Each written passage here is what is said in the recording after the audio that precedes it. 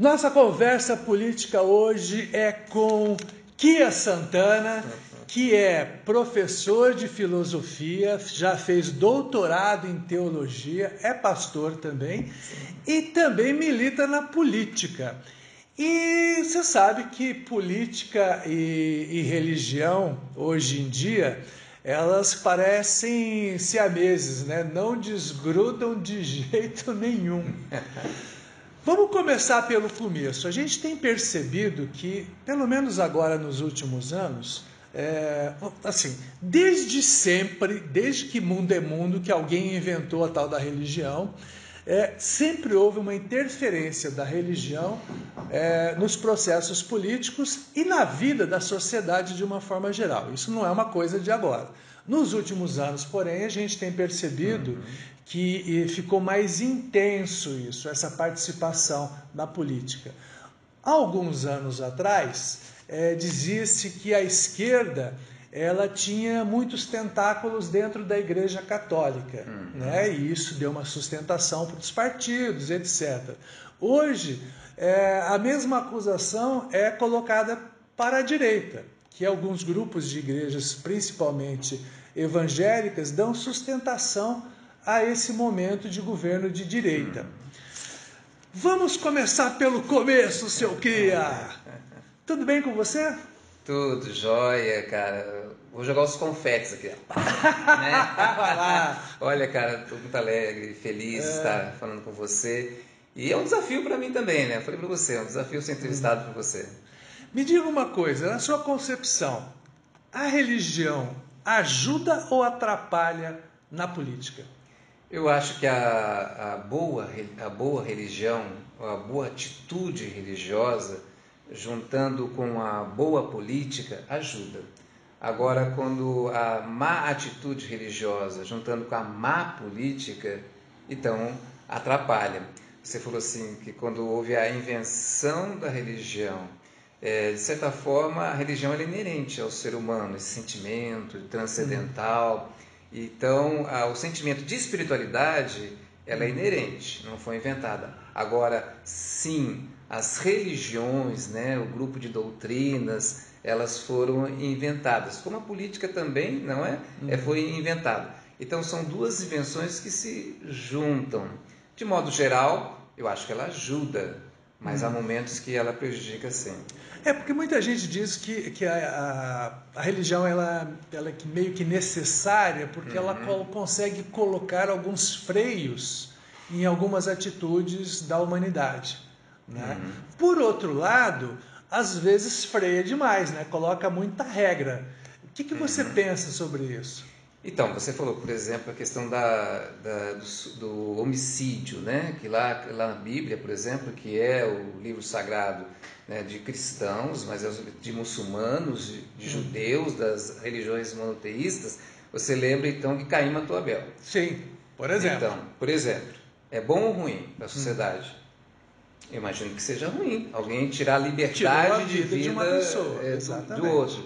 Aí o que Deus ali na interpretação bíblica diz, onde está teu irmão, Caim? Puxou a orelha. É um freio bom ou ruim para a sociedade? Não matar o seu irmão, cuidar do outro. Nesse caso, é bom. Ajudou a sociedade a estabelecer. Lá, por exemplo, ainda usando a Bíblia, por exemplo, em Levítico você tem o ensinamento para se lavar as mãos antes de comer. E a gente veio a pandemia e a importância do cuidado, da higiene. Esse é o lado bom. Agora, quando a religião... Mas dentro do... Você falou isso, eu vou puxar a conversa. Vai lá. Muita gente mais fundamentalista dentro da religião não aceita, por exemplo, o uso de máscara, que é uma forma também de você se prevenir, né? Ou a vacina, que é uma forma de você também se prevenir contra ou combater determinadas doenças. Não é meio estranho que está na Bíblia que, por exemplo, tem que lavar as mãos e te apresenta alguns ensinamentos e, por outro lado, as pessoas agem exatamente contra esse ensinamento e se diz que deveria ter a liberdade, por exemplo, e porque está na Bíblia, como a gente percebe. Então, nesse momento, é aquela história, né? Aristóteles fala que o homem é um animal político. Sim. Mas Hobbes depois ele diz, né, que esse animal político, ele é lobo do próprio homem. Nesse momento, quem está falando? É o religioso, é o político que é contra o uso da máscara? Eu pergunto para você. Sim. Aí é o político, não é o religioso. Ele está deixando o religioso de lado, no interesse dele ideológico, que é contra o uso de máscaras. Ele esquece esse princípio religioso, do cuidado com o outro. Quando você usa máscara, não é só para você. Sim. Você está cuidando do outro. Por exemplo, lá quando a lepra, né, era infestada e não havia o tratamento, hoje, infelizmente, Sim. era recomendado que essas pessoas ficassem em um lugar diferente, fossem até banidos daquela sociedade, naquele momento, e ido para outro lugar. Hoje nós entendemos que isso é um crime fazer isso com alguém. Mas hoje a pessoa pode ter o tratamento e conviver conosco. Hoje você pode usar máscara, não para si, o bem do próximo. Onde está teu irmão? Por isso eu uso máscara. Então, naquele momento, não é o religioso que está falando, é o político. Mas, por exemplo, agora recentemente, eu quero entrar em outros assuntos também, mas aproveitando essa deixa, em várias cidades ocorreu, inclusive no estado, em Londrina também, alguns movimentos de alguns pequenos grupos contra, por exemplo, o passaporte de vacina, que não é, as pessoas brigam, mas não é uma necessidade, na verdade. Mas até para você sair do país e viajar, você tem que apresentar a carteira de vacina. Né? E alguns grupos de pessoas foram à Câmara para que aprovasse, para que as crianças não precisassem ser vacinadas, porque isso, por aquilo. Na verdade, são pequenos grupos que estavam indo contra, né, a saúde dos demais da sociedade. Né? Isso deveria ser contabilizado como liberdade? Então, mas não entra no aspecto religioso aí. Aí é uma posição ideológica de um grupo que não tem a ver com religião. Porque você viu ali que tinha pessoas que eram favoráveis e contras, alguns que são religiosos de tendência A e outros que são religiosos de tendência B.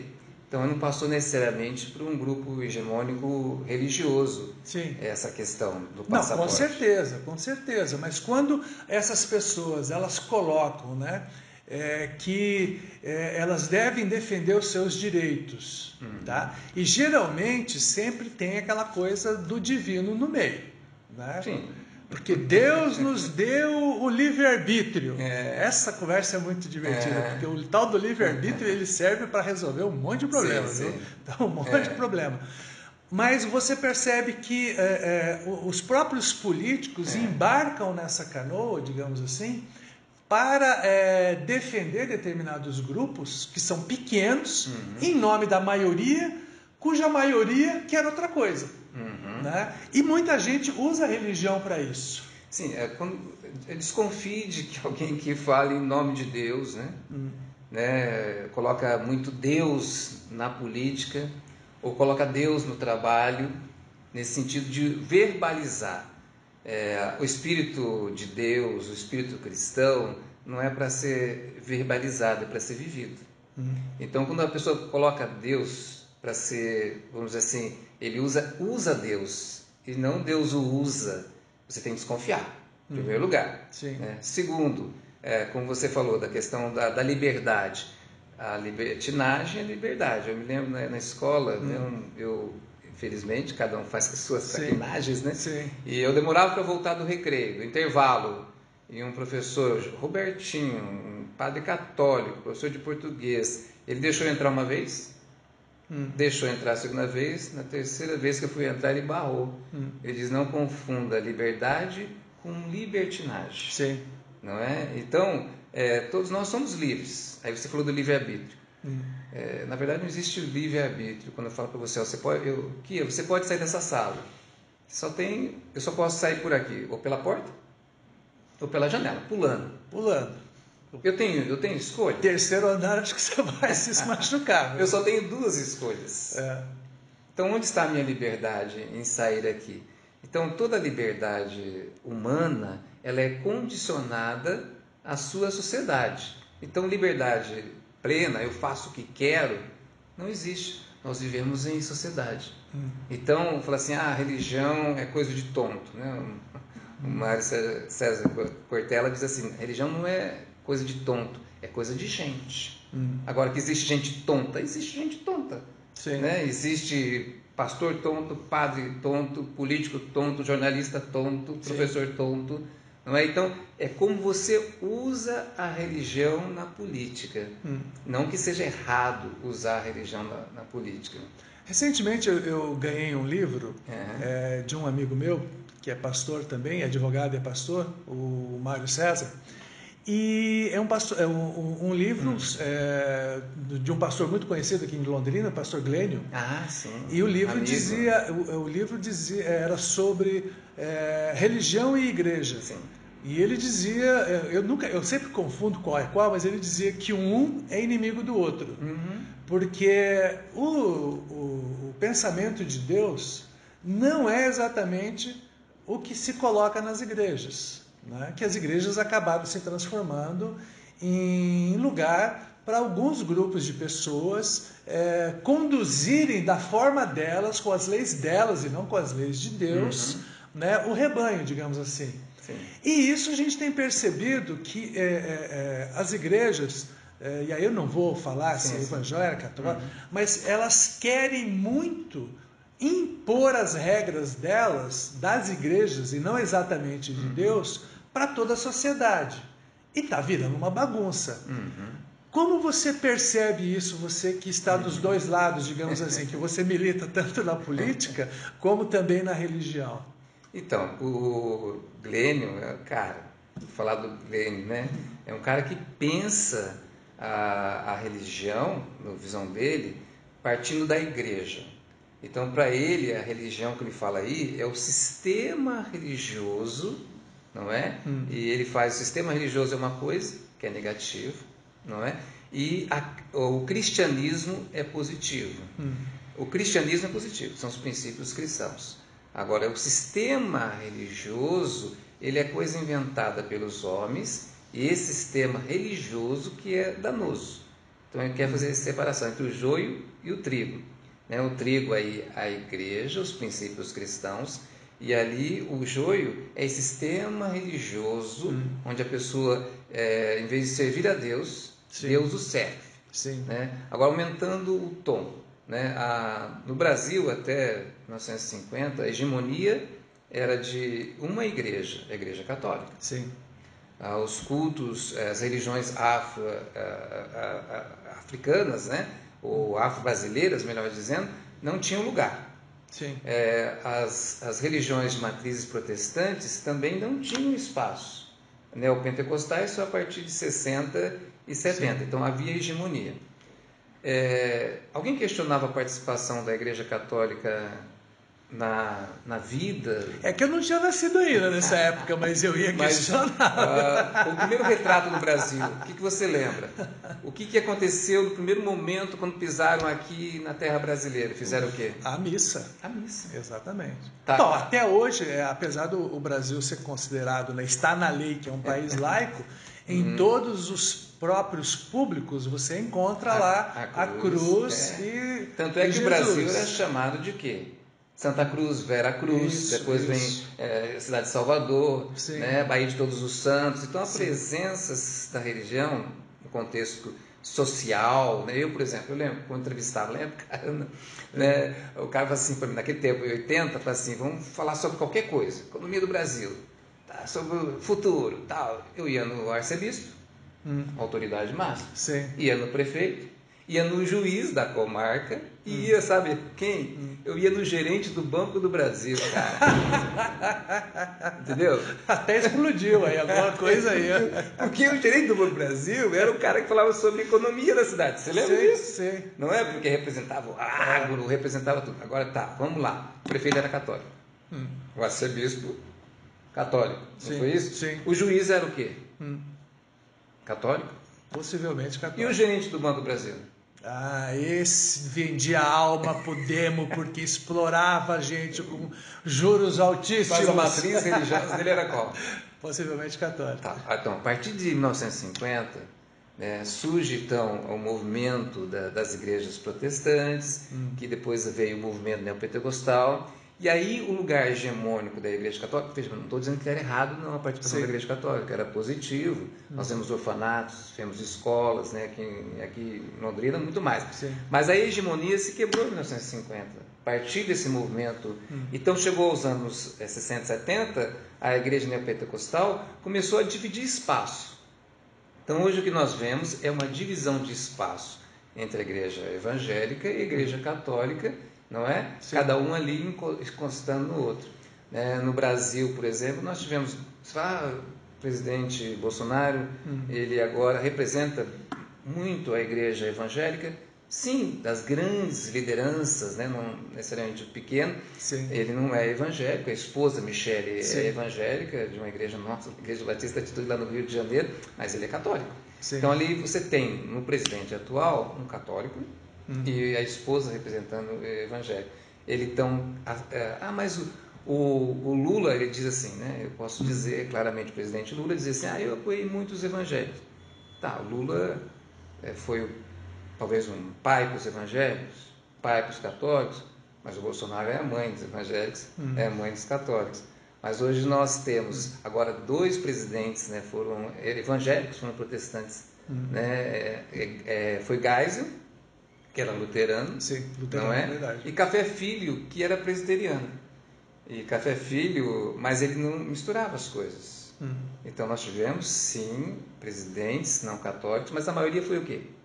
Foi católico. Agora, falei de Café Filho, ele disse o seguinte, disseram para ele assim, quando ele saiu na biografia dele, você não está preparado para ser presidente. Ele falou assim, eu não estava preparado para ser presidente. E ninguém nunca vai estar preparado para ser presidente. Ninguém nunca, nem para prefeito, nem governador. Ninguém, não muda há. Tudo, não muda há, tudo. Exatamente. Depois que você sentou lá, você tem que conversar com todos, com católicos, com evangélicos, né, com as religiões afros, porque eles fazem parte do tecido religioso. Então, sim, há vaso comunicante entre a religião e a política. O problema é o seguinte, existe a má religião e a má política. Quando a má religião, representada pelos seus maus religiosos, encontra a má política, representada pelos maus políticos, meu amigo, aí é infernal, não é? Você acha que essa postura hoje, esse embate que a gente está tendo entre direita e esquerda, e uma interferência muito grande de igrejas poderosas na política, ela não vai acabar, não acaba ameaçando essa possibilidade que nós temos sempre no Brasil de uma sociedade mais plural? Então, é que eu falei para você, o movimento social, né, de disputa de poder religioso, político, sempre existiu, que era feito pela Igreja Católica. Sim. Agora é um segmento da Igreja Protestante, evangélica, está disputando junto com a Igreja Católica, não é? Agora o agro, bem-vindo o agro, né? O agro também tem seus representantes, também disputa ali poder. Então é uma disputa normal de Sim, mas poder. Mas é uma disputa, você falou do agro, mas o agro, ele disputa uma questão econômica.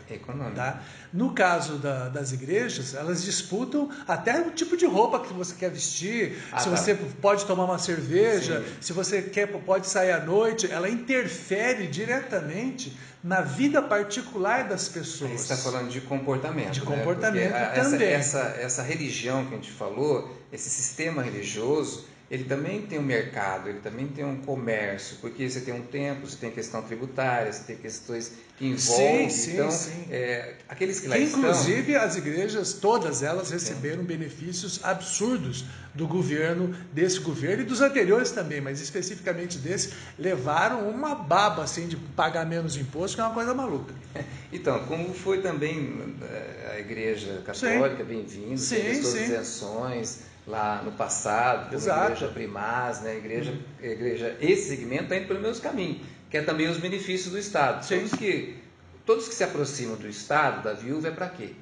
para buscar benefícios. Então, esses também. Mas aí você está querendo levantar não, a questão do comportamento. Porque além da questão econômica, que a gente percebe claramente, agora está havendo uma tentativa de influência. Tentativa não, estão tentando impor realmente regras de comportamento para as demais pessoas. Porque o Brasil é plural, você tem aqui uma infinidade de religiões. O Brasil não tem só católicos e evangélicos.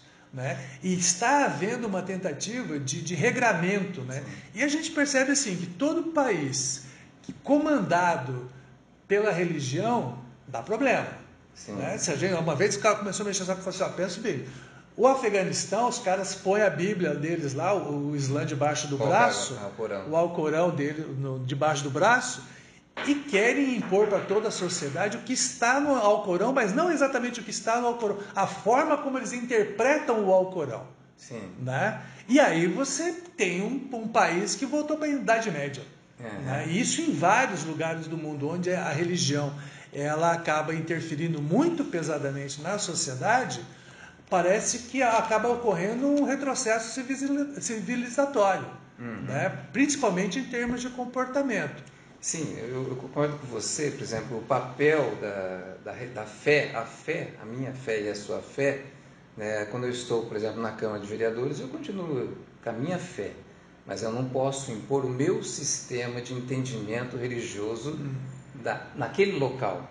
Não é? Então, o problema é que quando a pessoa chega ao poder, ou busca o poder, ou tem uma fatia de poder, ela leva consigo as suas regras. Estou falando que isso é certo, que isso é errado.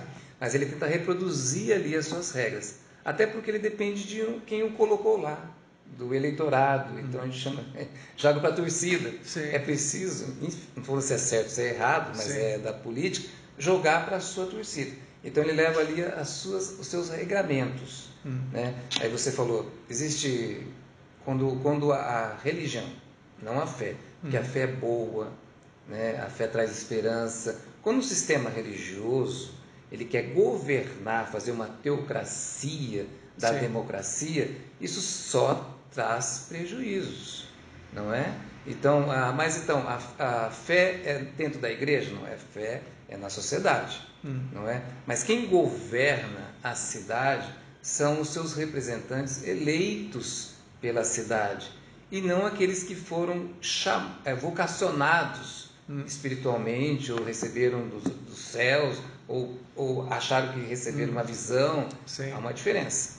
A representação da sociedade de governança é para os seus eleitos. Agora vamos lá, pegar a Bíblia, que eu uso para me nortear. Quando ali, narrativa bíblica, Deus criou então homem e mulher. O que Deus disse para eles? Governem e julguem os demais. Quem era a sociedade naquele momento? Os seus filhos, e ali as plantas, a natureza. Então o governo, né, sobre a cidade, a partir de Deus que diz que haja governo. Veja bem, você fala, a política nasceu lá na polis romana, ali, no sentido, né? Polis grego, latim, ali cidade, naquela organização social. Não, Deus já falou para organizar cidades. Quando pega Abraão, né, Isaac e Jacó, falou, sai de Ur dos Caldeus e vai lá criar uma cidade, uma Canaã, organizar uma cidade. Então Deus sempre teve preocupação em organização social, e organização social é política. Agora, tirar Deus da organização social, se Ele mesmo diz, organize-se, não é? Então não há como tirar Deus da política. O que tem que entender é que o sistema religioso, que às vezes nem carrega Deus, esse pode prejudicar. E aí você fala da questão do comportamento. Né? Eu falar para você assim, eu me conduzo assim, em termos de regras espirituais, e você tem que se conduzir assim. Não é o que eu entendo. Aí é uma ditadura religiosa. Até porque a gente volta no livre-arbítrio. Sim, eu diria assim, eu gosto da expressão e entendo, livre escolha. Sim. Né, que você pode escolher, né, o caminho que te leva a Deus. Eu entendo que há um caminho, que é o caminho cristão, né, quando Jesus diz que Ele é o caminho. né? Mas aí quando ele está lá perante Pilatos, lembra?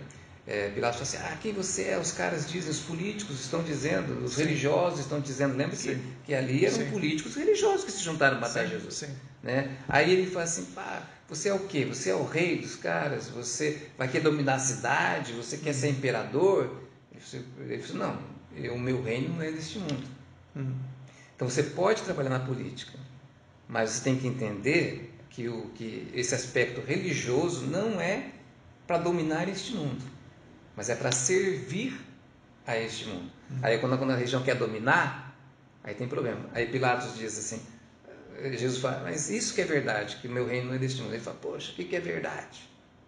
Aí nós vemos um problema hoje, como Pilatos sabia o que é verdade. Exato. Aí que está. Não é? E o Papa disse recentemente, né, que a fraternidade na verdade. O que está acontecendo hoje é que a verdade está morrendo, está sendo matada. Sim. Entendeu? Na pós-modernidade, né? Sim. E a religião, quando usa um sistema religioso para matar a verdade, isso também. E qual é a verdade que você falou? Temos escolhas e devemos respeitar as escolhas. Tolerância, amor, em relação a isso. Uma coisa que eu queria falar, e você estava falando da Bíblia, você sabe aí que está no Congresso aí, uns políticos aí de determinada religião que querem proibir, essa é ótima, né? Essa é fantástica, eles querem proibir revisões e novas edições do livro sagrado. Tá. Lembrando que o livro sagrado, ele já teve milhares de revisões e edições e etc. Não é meio maluco isso? Então, quando a pessoa chega lá, o político... Não estou te colocando em saia justa, não. Mas é bom, né? E quando o político chega lá, ele não chega sozinho, ele chega ele e as suas circunstâncias. Né? Sou eu aqui, não sou eu puramente eu, sou eu e as minhas circunstâncias. Então ele chegou lá, ele representa as circunstâncias dele. Então ele joga para a torcida. Entendeu? Tá, quando você fala assim, o que está no Congresso lá, né? Que não seja feita, não é novas atualizações da Bíblia ou novas versões da Bíblia, porque a Bíblia já teve, tem a Bíblia de Jerusalém, Sim. né? Tem a Bíblia católica, a Bíblia evangélica, tem alguns livros a mais, né? E assim por diante. Tem a versão da linguagem de hoje, que é uma mais moderninha, tal. O que eles estão falando assim é que alguma ideologia, né, seja feita a leitura através de uma ideologia. Por exemplo, a Bíblia do viés da direita, a Bíblia do viés da esquerda. Eu tenho meu óculos, por exemplo. Meu óculos é como a minha fé. Sim, né? mas por exemplo, qualquer texto, independente se seja bíblico ou não, qualquer texto, as pessoas podem ler e entender de formas diferentes. Sim. Né? Mesmo que você não mude uma vírgula do texto, a gente que escreve todo dia, você sabe que a pessoa vai ler e cada uma interpreta de uma forma diferente, mesmo que os fatos escritos, narrados, sejam os mesmos. Ou seja, é meio incoerente. Então... Entendi. Veja bem, existem os dois lados. Se você pensa do ponto de vista que atualizações da Bíblia, contemporânea, linguagem, ótimo, bem-vindo e vai continuar, não é? Agora, se você pegar um viés de direita ou de esquerda e fazer a Bíblia segundo Che Guevara, eu vejo que não tem problema nenhum, na minha visão. Vai ler quem quer. Sim. Entendeu? Você não deveria proibir isso. Eu li o Evangelho segundo Jesus Cristo do Saramago. Então, é muito bom. Entendeu? Isso é uma coisa, é a visão. Agora, eu pensaria o seguinte, essa lei, na minha visão, né, posso estar errado, se eu pudesse, se fosse o legislador, eu diria assim, que seja conservado a Bíblia, as versões bíblicas, dentro da sua origem contextual, cultural, hebraica, né? E dentro do contexto greco-romano. Sim. Aí a origem a Bíblia foi produzida nesse contexto hebraico, concorda? Sim. Cultura hebraica, cultura grega, Sim. não é? Então essa é a Bíblia correta, porque ela está dentro do contexto. Você pode fazer uma Bíblia do Brasil hoje, dentro do seu contexto, mas a Bíblia da religião cristã, ela dentro de um contexto. Senão fica um texto fora de um contexto. Sim. Aí por pretexto. Entendeu? Então, o que está se fazendo lá é uma questão ideológica. Mas é importante que você não cerceie a pessoa de fazer uma interpretação bíblica do jeito que ela quer.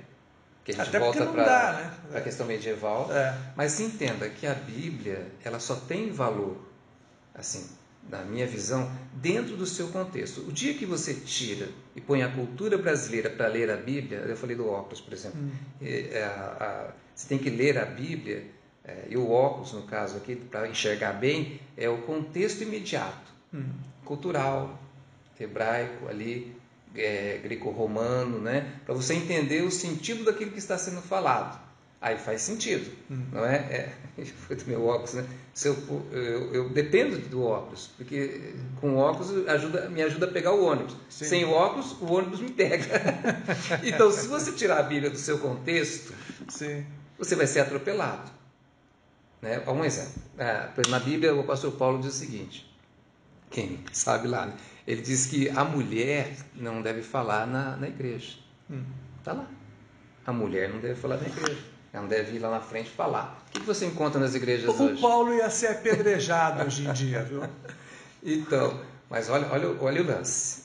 Paulo, na visão dele, contextual, ele estava protegendo a mulher. Loucura, Sim. né? Sim. Como o cara protege a mulher não falando lá? Mas era o contexto da época. Sabe por quê? Porque tinha um templo da deusa Ísis, as sacerdotisas, deuses pagãos. Quem celebrava aquele culto? Eram as mulheres. Sim. E eram prostitutas do templo. Então elas celebravam com orgias, e quando você passava no templo pagão, você via mulheres lá na frente celebrando sensualidade, aquela deusa, não é? E os homens iam. Você sabe o que era isso? Era um templo bordel. Sim. Não é? Era um puteiro, traduzindo numa linguagem da Vila Recreio. Elas sacerdotisas, elas pegavam doenças. Sim. E depois elas eram afastadas. Nesse período, eles raspavam a cabeça daquelas mulheres. Então elas ficavam raspadas. Como o cabelo ia crescendo, o cabelo ficava curto. Elas voltavam para o templo. Então, quando olhava assim, as pessoas que passavam viam as mulheres no templo fazendo o culto, daquele culto pagão, com cabelo curto. Ele não queria que as mulheres cristãs se assemelhassem, fossem confundidas com aquelas mulheres. Então ele disse, gente, seguinte, se a mulher for na frente, ela pode ser comparada àquelas mulheres. E se ela tiver cabelo curto, ela pode ser comparada. Então, mulherada, deixa cabelo comprido, porque diferencia dessas mulheres. Naquele contexto, cá entre nós. Por quê? Porque as mulheres eram abusadas. Podia ser uma boa ideia. Na época, boa sim. ideia, porque na verdade era uma proteção. Sim. Porque elas podiam ser abusadas. Se vissem, os homens bárbaros iam achar que aquelas mulheres... A ideia era de proteção. Então, veja bem, hoje você diz que a mulher pode falar na igreja? Pode. Pode ter cabelo curto, cabelo comprido? Pode. Mas o princípio paulino é proteger a mulher. Esse é o princípio cristão. Sim. Viu? Por isso que o texto tem que ser interpretado dentro do contexto. Eu acho que pode ter versões de Bíblias, mas tem que manter uma Bíblia dentro do seu contexto. Sim. Porque senão vira bagunça. Tirar texto fora do contexto. Você sabe, você é jornalista, tirar o texto fora do contexto, perdeu a razão. Outra coisa que eu queria ver com você é o seguinte. Está sendo discutido ainda, se eu não me engano, na Justiça, a questão do abuso de poder religioso. Tá? Quando algumas igrejas, independente dos evangélicas, cristãs, católicas, budistas, e os cambau lá, decide que os seus fiéis devem votar em determinado candidato. Isso ainda ocorre muito. Sim. Né? Compara-se isso, inclusive, até ser mais pernicioso do que o poder econômico, né? O abuso de poder econômico. Como a gente consegue fazer para parar com isso? Então, Deus ele não é cabo eleitoral de ninguém. Né? Então, quando a religião e não a fé, quando o sistema religioso começa a usar Deus como cabo eleitoral, está errado. Então, você como líder religioso, como qualquer religioso, você pode dizer, cara, eu tenho a seguinte opinião. A minha opinião, minha doxa, minha opinião qualificada em relação ao candidato A ou B. Quem que está falando ali? Quem está falando é um observador que é um cidadão. Aí tá legal, ou não? Sim. O pastor, o padre pode falar, cara, eu acho, eu vi, eu li, eu pensei, beleza. Quando a autoridade é do cidadão falando. Sim. Agora, quando você pega a autoridade religiosa, você dá um ar de messianismo naquilo, diz, eu tive uma revelação, cara, eu tive uma revelação que o Cabo da Ciolo vai ser presidente do Brasil. Sim. É de Deus. Você fala, pô, vou questionar Deus, cara. Se Deus falou, Sim. o máximo vai falar, poxa, Deus falou você. Se ele falar para mim, beleza, eu boto nele. Não, o problema é capturar essa revelação e tentar manipular a revelação do outro. Está errado. Sim. Agora, claro, você pode manifestar a sua comunidade. Porque... Você não fala para a sua família, gente, puxa, aquele cara é legal. Então, Sim. o pastor ou padre, ele pode falar para a comunidade dele, cara, eu acho, pessoal, porra, aquele cara, entendeu? Sim. Agora, ele não pode dizer que há uma revelação espiritual, que esse é do bem, que esse é do mal, exatamente no sentido religioso. Sim. Mas, por exemplo, eu lembro até que aconteceu aqui na própria empresa. Passada uma eleição, uns dias depois do pleito, a gente tinha uma equipe até grande aqui, eu perguntei para o pessoal, vocês votaram em quem? É de curiosidade. Aí uma secretária que a gente tinha aqui, ela falou, eu votei na cantora Mara não sei das quantas, lá de Curitiba. Aí eu perguntei para ela, falei, mas você conhece? Ela falou, não. Por que você votou nela? Aí ela falou assim, estava na igreja lá, o pastor pediu.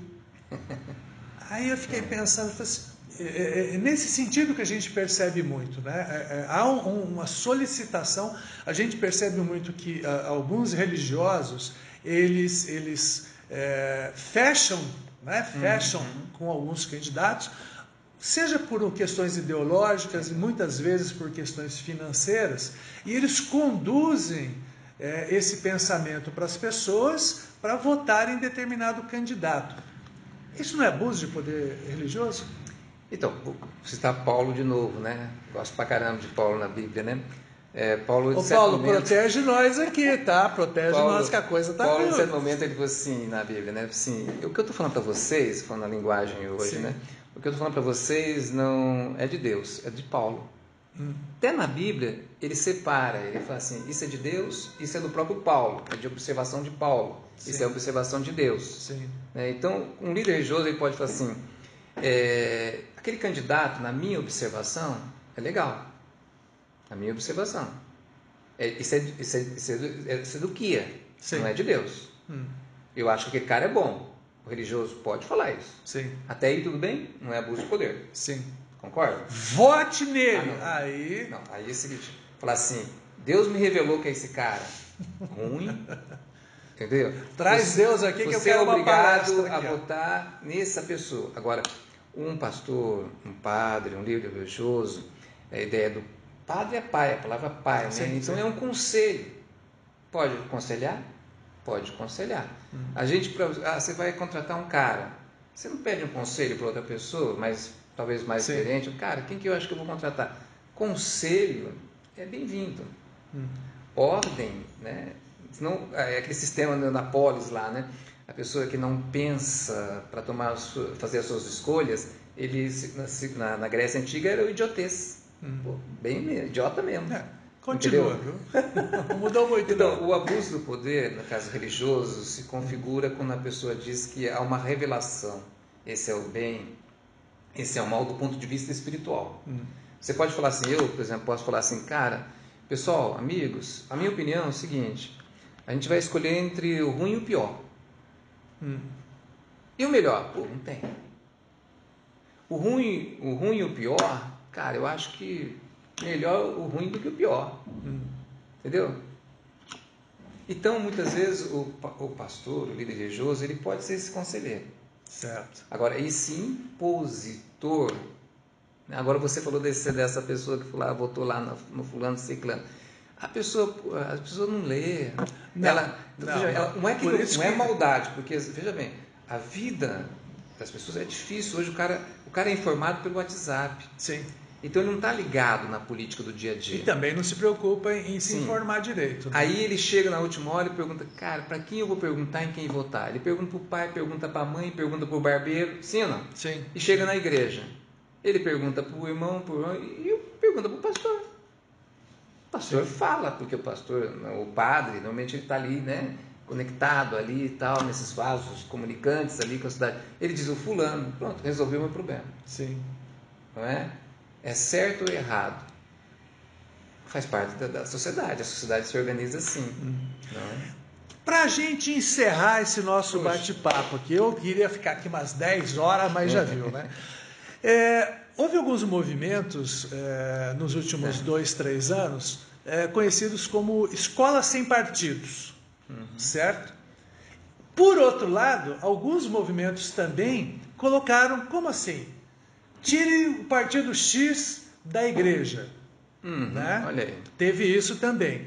E por outro lado, o que a gente percebe mais claramente é igrejas com partidos. Né? Não necessariamente com partido, mas com políticos. Sim, isso né? A gente percebe muito isso. Esse fundamentalismo não pode arrebentar com a democracia? Então, eu acho que não arrebentou até hoje, né? Assim, Só que está esticada a cordinha, hein? Tá esticado. O elastiquinho está quase arrebentando. Eu acho que vai continuar esticado, mas não vai ter uma disruptura, na minha humilde opinião.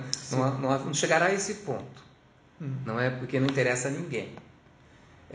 Nós temos princípios de fundamentalismo na religiosidade brasileira, mas nós não temos o fundamentalismo, como você falou lá, né, da região afegã, e não chega ao ponto dessa militância armada ou alguma coisa assim. Então eu acho que não corre um risco a democracia, mas que alfineta, que atrapalha muitas vezes, eu acredito que sim, né? Agora, voltando lá, por exemplo, se fossem as igrejas, veja bem, eu amo o agronegócio, tá? Sim. Você ter exemplo, eu também, é uma coisa, cara, é uma coisa que o esporte, vamos esquecer o agro. Eu quase tenho uma horta em casa. o esporte. Quem é do esporte se movimenta e busca eleger representantes. Legítimo? Sim. Pessoal do agro? Sim. Legítimo ou não? Sim. O pessoal das igrejas, das religiões, faz a mesma coisa. Legítimo? Depende. Não. Eles também fazem parte do tecido social. Sim. Então, representantes, não é? Quando o mau agro, o mau esporte se reúne com a má política e os maus políticos, dá o quê? Dá M. Entendeu? O problema não é essa intervenção, como você usou muito bem a palavra. Se a atitude ali é para o bem do todo, da polis, da cidade, o mundo melhor, ou para interesses próprios. Sim. Não é quem se interfere ou não. É a interferência de como se dá. Positiva, propositiva para a sociedade ou para interesses próprios. Sim. Isso que é danoso. Então, mas aí eu acho que não haverá essa disruptura tal. O Brasil continuará a ser um país, né, laico, na minha visão, mas nós não somos laicos, eu e você. O país o Estado e deve ser laico, mas as pessoas não são. Então as pessoas levam para a sua governança, a sua liderança, o judiciário, o legislativo, as suas fés, vamos dizer assim, né? Porque é natural do ser humano, né? Agora, eles têm que andar junto. Na minha visão, tem que andar junto, né? O Estado cuidar das pessoas e a igreja. A religião é ruim, o cristianismo é bom, a fé é boa, outras manifestações religiosas que falam de amor, fraternidade são boas. Então o Estado tem que amar as pessoas. O Estado tem que cuidar das pessoas. Sim. E a espiritualidade é que ama. Sim. O Estado não ama as pessoas. Sim. E não é papel do Estado, é cuidar. Mas é preciso do outro lado, você precisa ser amado. Cara, você fala, o Estado cuida, mas o ser humano precisa ser amado. E aí que vem a espiritualidade. O cara recebe Bolsa Família. Ok, beleza ou não? Aí o político, cara, política, né? Políticos bons e ruins, né? Mas aí eu falo do político ruim, né? Tá? Sim. O político ruim, ele já lá, toda da Bolsa Família para você, ou a Bolsa não sei o quê. Desculpa, usei Bolsa Família, mas agora é Bolsa. Eu estou te dando isso aqui. Que fiz um poço para você. E aí ele espera ouvir o que do cara? Obrigado, doutor. Aí o cara fala, glória a Deus. Cara, é que Deus, cara, sou eu. Sim. Ele também não gosta, entendeu? Porque a natureza humana é agradecer a um ser superior. Então, o cara, em todo momento, então, tem que andar junto. O Estado, sendo Estado laico, que cuida das pessoas, não cuida das pessoas de si, mas, né, serve as pessoas e não serve a si. Sim. E a espiritualidade ama. Aí eu falei, entrega uma cesta básica para a pessoa, o Estado. A pessoa agradece a quem? Ao Estado ou agradece a Deus? Agradece a Deus. Agradece a Deus. Ele ele se sente amado. Ele não se sente amado pelo Estado. Ele fala, o Estado também tem que me dar, afinal de contas, pago imposto, ou sou carente. Sim. Entendeu? O Estado está fazendo o que tinha que fazer. Obrigado, Estado. Você fez o que tinha que fazer. Eu voto e beleza. Agora, você fez coisa boa, eu voto em você. Se você fez coisa boa, acabou meu voto. Agora ele precisa agradecer. Ele precisa se sentir amado. Então, a importância é... Nós vamos juntos. Tá, eu vou agora para encerrando mesmo. Poxa. Vamos botar uma sainha justa, esperta. Legal, se eu puder. Algumas religiões, eu vou citar uma clássica aqui no Brasil, que é comandada pelo Silas Malafaia, por exemplo. Tá. Que tem, sempre tenta o tempo todo interferir nos governos. Essa interferência a partir de Silas Malafaia é uma coisa de Deus? Rapaz, agora eu não vou te responder, porque eu não sei responder. Você tem que perguntar para Deus, né? Você é Deus. Não, mas Deus não desce para dar entrevista, então é mais complicado. Então, eu não tenho como responder assim, eu vou responder de uma forma diferente. Sim. Né? Então ele é um dos grandes líderes chamados protestantes evangélicos. Sim. Ele representa uma liderança forte, né? Então ele interfere porque ele é um grande líder. Todo grande líder interfere na política ou não? Sim.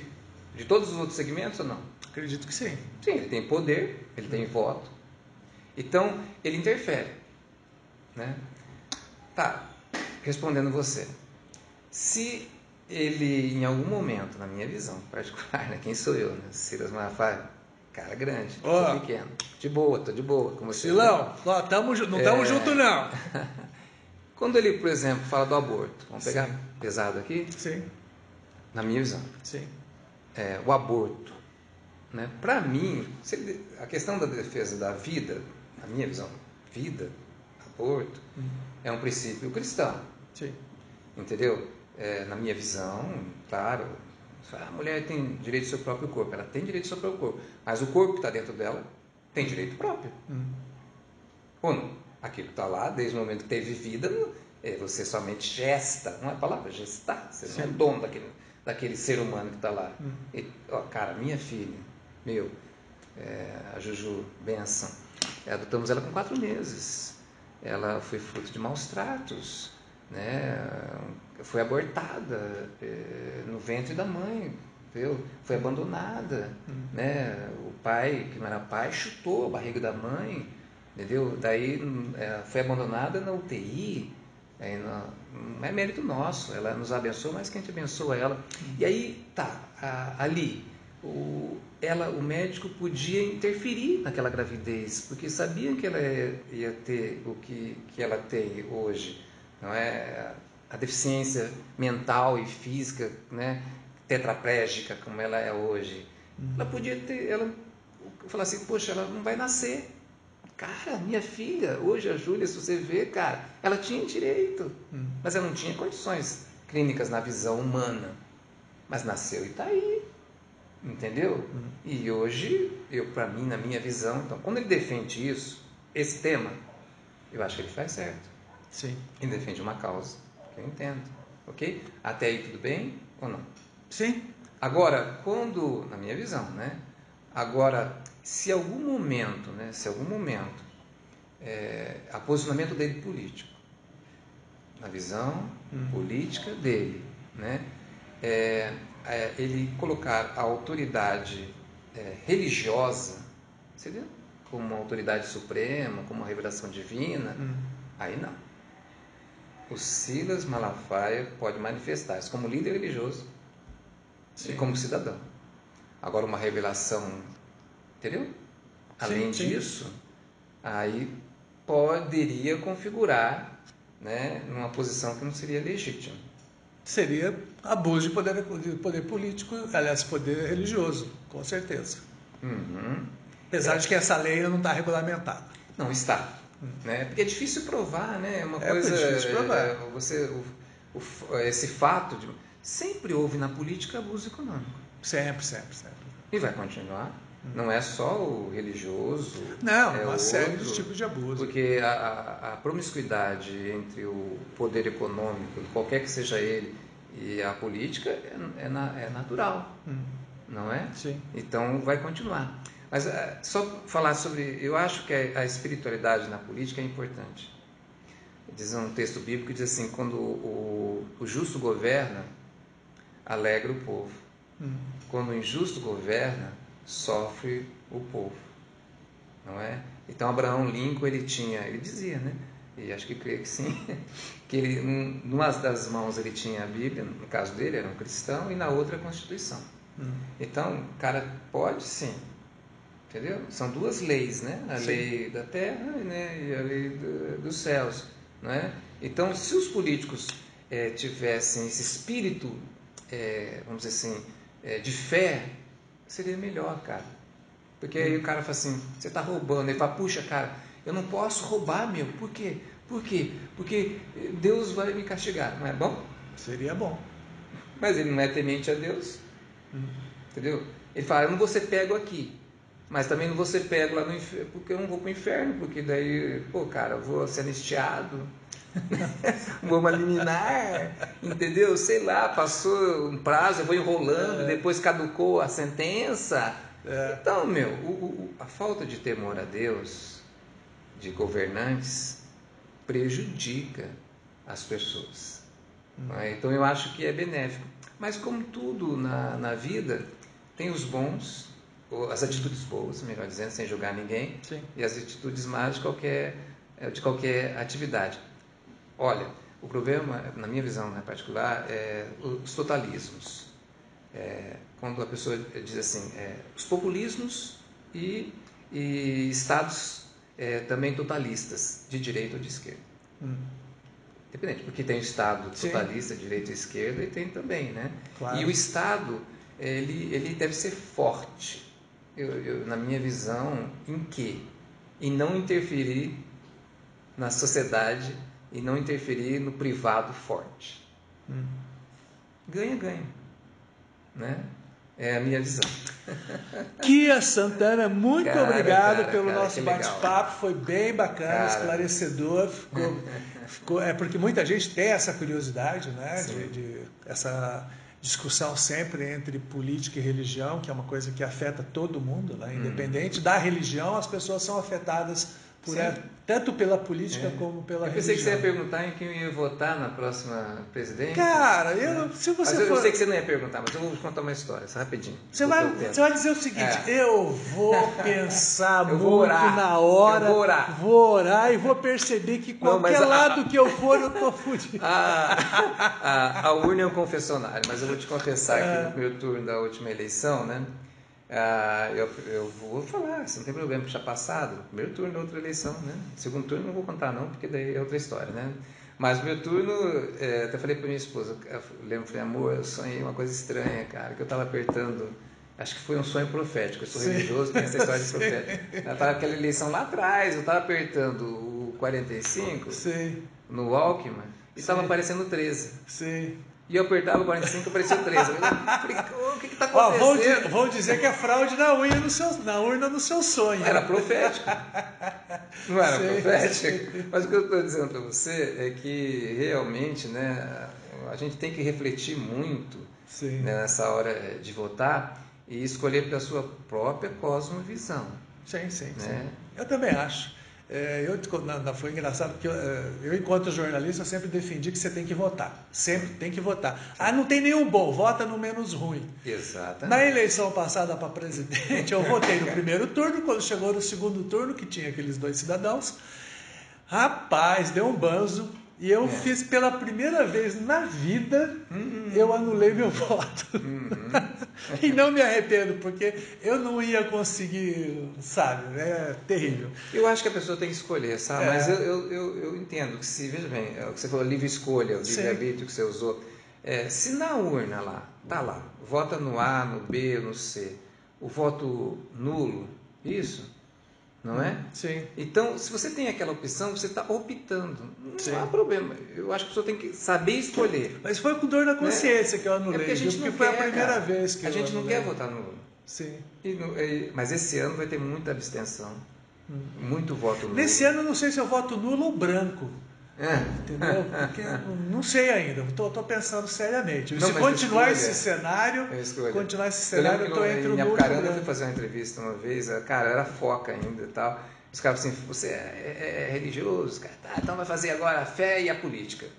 Eu falei, puxa, que legal. Escrever para um caderno pro domingo. Isso, caderno pro domingo. Na época era caderno pro domingo.